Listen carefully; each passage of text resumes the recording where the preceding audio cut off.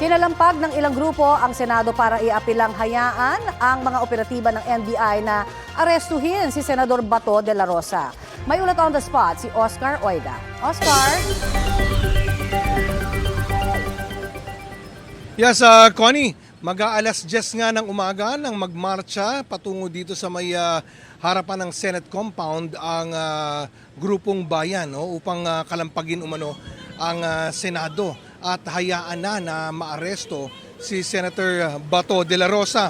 Anila, hindi raw sila sang-ayon sa desisyon ng Senado na kanlungin si de la Rosa dahil lang daw sa isa itong senador.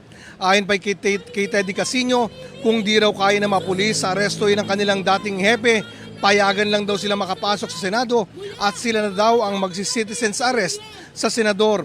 Wala daw legal na basihan ng Senado na magkanlong ng sino mang tinutugis ng batas. Pero bago pa man sila makalapit sa gate ng Senate, agad na silang naharangan ng mga pulis.